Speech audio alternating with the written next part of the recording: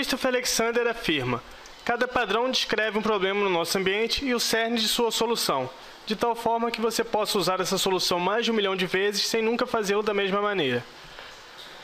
Muito embora Alexander estivesse falando acerca de padrões em construções e cidades, o que ele diz é verdadeiro em relação aos padrões de projetos orientados a objeto. Nesse caso, as soluções são expressas em termos de objetos e interfaces, em vez de paredes e portas. Mas no cerne de ambos os tipos de padrões está a solução para um problema num determinado contexto. Quanto à indicação para o uso dos padrões de projeto, é falso afirmar que o padrão... Pessoal, percebam que é uma questão bem típica das questões cobradas pela SESGRAN Rio. Apesar de ser uma questão antiga, ela coloca um comando de questão bem grande, onde esse comando da questão ele não vai auxiliar a gente em nada na resolução da questão. Na verdade, ele está contendo uma série de textos sobre um assunto, mas o que ele pede, na verdade, é dizer qual é a informação falsa. Então, a gente vai ter que analisar cada uma das alternativas e verificar se a explicação está associada ao padrão que ela está determinando. Vamos começar aqui pelo Abstract Factory. É indicado quando o sistema deve ser independente de como seus produtos são criados, compostos ou representados.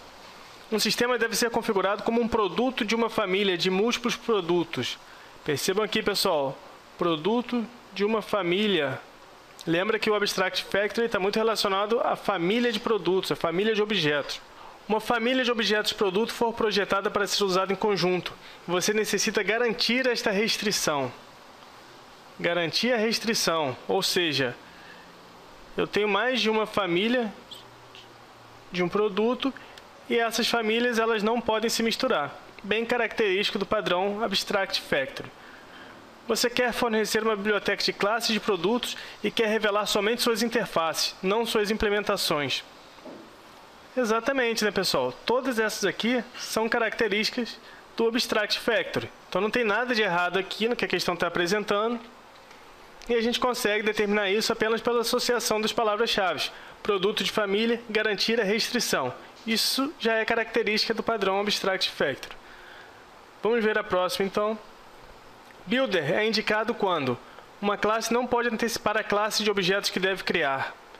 Uma classe quer que suas subclasses especifiquem os objetos que criam. Pessoal, subclasses especificar os objetos que criam. Isso aqui é uma palavra-chave sim, porém associada a outro padrão. Vamos terminar de ler. Classes delegam responsabilidade para uma dentre várias subclasses auxiliares. Delegam responsabilidade para suas subclasses. Qual é o padrão que ele permite com que a instanciação seja adiada para as subclasses? É o padrão Factory Method. Então não tem nada a ver o que está sendo falado aqui com o Builder. Lembra que o Builder é possibilitar que o mesmo processo de construção possa gerar diferentes representações. Por último, ele diz aqui, você quer localizar o conhecimento de qual subclasse auxiliar é a delegada. Tudo isso aqui é característica do padrão Factory Method. Não tem nada aqui do Builder. Então, a princípio, essa é a nossa alternativa falsa. Porém, vamos ler as demais para ter certeza que não tem nenhum peguinho aqui na questão. Mediator é indicado quando um conjunto de objetos se comunica de maneira bem definidas, porém complexas. Palavras-chave, comunica de maneira bem definida, porém complexas. O que quer dizer isso aqui? A princípio, que eu tenho vários objetos e eles se comunicam de maneira bem definida. Esse se comunica com esse se comunica com esse. Esse com esse com esse. Então, todos eles se comunicam. Porém, isso aqui é complexo, porque quanto mais objeto eu tiver, por mais que eles tenham uma comunicação bem definida, vai ficando difícil gerenciar tudo isso aqui. Então, é uma característica, sim, do padrão Mediator. Vamos terminar de ler a alternativa. A reutilização de um objeto é difícil, porque ele referencia e se comunica com muitos outros objetos. Opa, tem a ver com esse desenho que a gente fez, né? Se comunica com muitos outros objetos. Olha o exemplo. Vários objetos se comunicando com vários outros. Então, reutilizar um é difícil, porque ele está interligado com vários outros objetos no meu programa. Um comportamento que está distribuído entre várias classes deveria ser customizável ou adaptável, sem excessiva especialização em subclasses. Matou a questão, né, pessoal? Tudo isso aqui é característica, sim, do padrão Mediator. Então essa aqui está certa também. Vamos ver a próxima. Memento é indicado quando um instantâneo de estado de um objeto deve ser salvo. Pessoal, palavras-chave. Instantâneo. Deve ser salvo. De maneira que possa ser restaurado para esse estado mais tarde. Uma interface direta para a obtenção do estado exporia detalhes de implementação e romperia o encapsulamento do objeto. Qual que é o objetivo principal do padrão memento? Possibilitar a restauração de um determinado momento do meu projeto. Então, na verdade, é tudo isso que está sendo falado aqui. Possibilitar que eu tire um snapshot, uma fotografia de um determinado momento e possa recuperar essa fotografia quando for necessário para obter aquele estado que existia anteriormente. Então, essa alternativa está correta também. Vamos, por fim, analisar a última alternativa. Composite é indicado quando quiser representar hierarquias parte todo de objetos. Primeira palavra-chave que a gente achou aqui, hierarquias parte todo.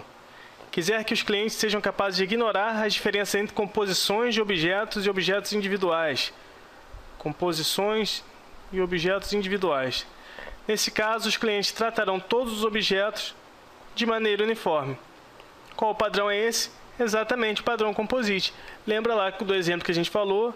Eu tenho uma estrutura em árvore e eu quero tratar cada nó dessa árvore de forma individual. Independente se ele é um nó raiz, se ele é um nó que tem filhos, eu não estou preocupado com isso. Eu quero tratar cada um de forma individual. Então isso é a função do padrão composite. E é isso que está sendo falado aqui pela alternativa. Ignorar as diferenças entre composições e objeto individual. Eu não me preocupo com o objeto como um todo, me preocupo com cada nó individualmente.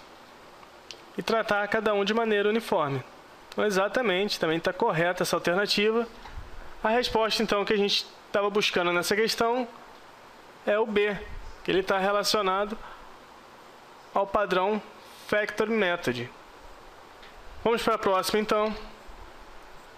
Essa questão ela é bem recente, ela caiu na última prova da Petrobras. Foi uma questão que muita gente errou, porque ela apareceu de forma diferente da que a banca Sesgran-Rio costumava cobrar. A gente viu até agora que a maioria das questões cobradas pela Sesgran-Rio, ela dizia através de palavras-chave uma descrição que a gente conseguia facilmente associar a algum padrão de projeto. Nessa prova em específico, a banca resolveu mudar um pouquinho e ela, ao invés de fazer associação forte com palavras-chave, ela colocou uma questão onde a gente tinha que entender aquilo que estava sendo solicitado. A gente tinha que entender o conceito cobrado e então associar ao padrão de projeto. Por isso que eu falei para vocês, muitas vezes apenas saber a associação de palavras-chave com padrão vai permitir a gente acertar a questão. Porém, não é suficiente. Pode ser que algumas vezes a banca exija um conhecimento um pouco mais específico sobre um determinado padrão de projeto. E esse conhecimento mais específico vai ser o diferencial na hora de uma questão como essa. E que conhecimento mais específico é esse? É conhecer a implementação, saber exemplos de implementação do código, saber o diagrama de classe associado àquele padrão, entender o conceito de forma que eu não confunda com outros padrões de projeto. Então, tudo isso vai ser o diferencial. Então, vamos lá. Deseja-se que uma aplicação possa manipular diferentes tipos de bancos de dados, de modo transparente as classes que necessitam de serviços de acesso a dados. Inicialmente, será necessário fornecer suporte a bancos de dados XML e SQL. Entretanto, novos tipos poderão ser futuramente adicionados. A solução proposta é a seguinte. Uma classe abstrata será responsável por instanciar um objeto correspondente ao tipo de dados desejado. Isso será feito através do método estático getDB, que irá retornar um objeto de suas subclasses concretas de acordo com um parâmetro tipo passado. O objeto criado no passo anterior irá instanciar conexões e consultas correspondentes ao tipo de DB criado. Isto é, caso um DB XML tenha sido instanciado, apenas consultas XML e conexões XML serão instanciadas. Caso um DB SQL tenha sido instanciado, apenas consultas SQL e conexões SQL serão instanciadas. O diagrama de classe a seguir ilustra a estrutura descrita acima. Em seguida, a questão coloca aqui um diagrama de classe, onde ela especifica isso que ela falou. Eu tenho aqui uma classe abstrata, DB, um método estático getDB e os métodos getConexão e getConsulta. Isso é especializado através das classes concretas XMLDB e SQLDB. E da mesma forma, a conexão e a consulta. Eu tenho classes abstratas para conexão e classe abstrata para consulta, que vão ser herdadas pelas subclasses concretas que vão especificar, que vão implementar o método dessa superclasse. Então, pessoal, percebam, se a gente voltar aqui na questão, a gente não consegue identificar palavras-chave que sejam associadas a algum padrão de projeto. A gente tem que entender realmente o que está sendo pedido pela questão. Então, vamos tentar entender e verificar se a gente consegue associar algum padrão de projeto. Ela está falando aqui que quer prover suporte para duas formas de base de dados, XML e SQL. Entretanto, ela quer deixar aberto para se novos tipos de bancos de dados forem adicionados. Então, isso aqui é o que a questão deixa claro para a gente até agora.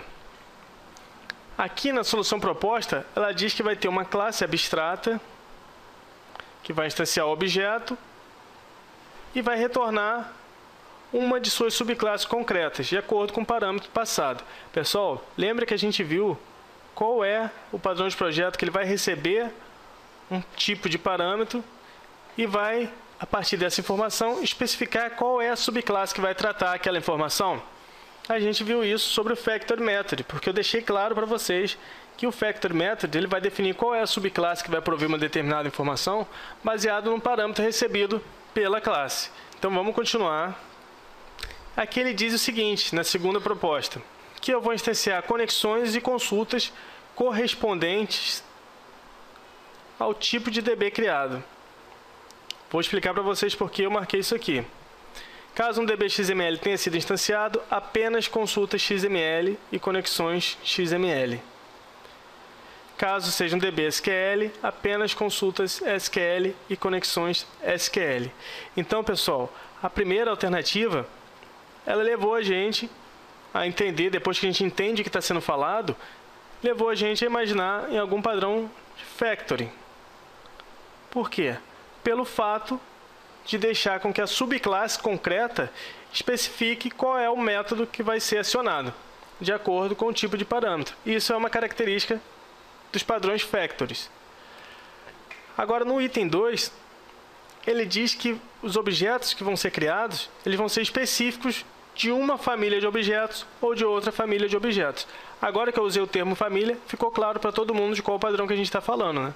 Na verdade, percebam que a banca não usou essa palavra-chave família, mas a forma que ela explicou a questão dá a entender isso. Então, eu tenho uma família de objetos relacionado ao banco de dados XML e uma família de objetos relacionados a SQL.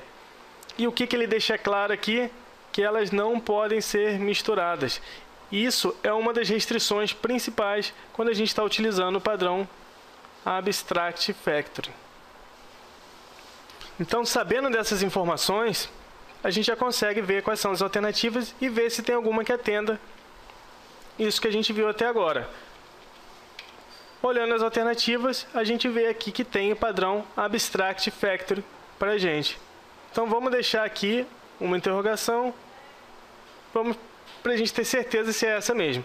Voltando aqui, muita gente tentou fazer a associação entre o padrão de projeto, entre esse diagrama de classe e os diagramas referentes dos padrões de projeto.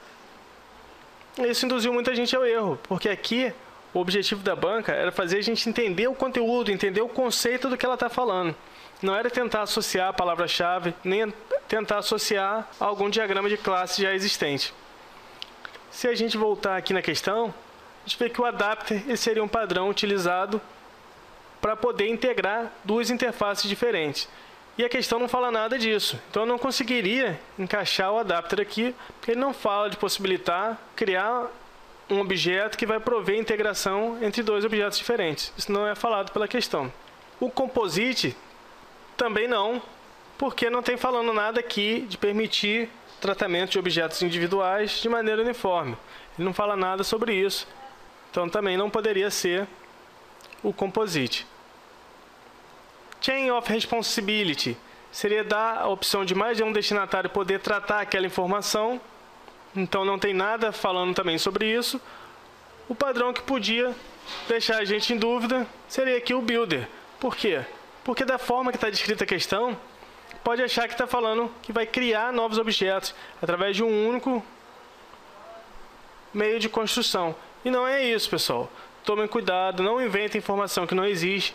Muita gente depois veio falar sobre essa questão e falava, poxa, mas ele está criando um objeto XML ou um objeto SQL através de uma mesma forma de construção. Aonde está sendo falado isso aqui na questão? Não tem nada disso. Não existe essa informação aqui dentro. Ele não está falando que vai criar vários objetos através do mesmo processo de criação. Então não invente informação que não existe. Leia aquilo que está escrito na questão e tente entender o que está sendo pedido. Aqui no caso, a resposta era realmente Abstract Factory, porque se a gente olhar a questão, nenhum dos outros padrões se enquadraria no que está sendo pedido pela questão. Então é isso, essa foi uma questão bem diferente das questões já cobradas pela SESGRAN Rio, mas que não tem nenhum segredo. Percebam que, entendendo o padrão, a gente conseguia chegar na resposta correta. Esse é o perigo que eu falo para aquelas pessoas que resolvem pegar o atalho para fazer a prova, que resolvem estudar apenas aquelas informações de resumo, resolvem apenas pegar as palavras-chave associadas a cada padrão e saber chegar na hora da prova apenas com essas informações. Então isso pode render algumas questões sim, mas para aquelas questões que vão fazer a diferença, precisa ter um conhecimento maior. Decorar só a palavra-chave, saber algumas informações, isso todo mundo consegue fazer. Então a gente tem que chegar na hora da prova com um diferencial a mais. Está todo mundo concorrendo para uma vaga ali. Então eu não posso achar que eu vou pegar o caminho fácil e vou conseguir ficar no primeiro lugar. Todo mundo quer o caminho fácil. Então procure ter um diferencial, procure estudar mais, procure ir além daquilo que seus colegas se propõem. Por que eu estou falando isso? Para deixar claro que não basta a gente decorar apenas as palavras-chave, não basta a gente decorar apenas as informações que são utilizadas como resumo e achar que isso vai ser suficiente. Essa questão é um exemplo disso. Para quem chegou lá na hora da prova sabendo apenas as palavras-chave associadas a cada padrão, ela não acertou essa questão, porque ela não conseguiu entender o que estava sendo pedido pela questão. Vamos encerrar então esse bloco de questões e a gente continua a seguir.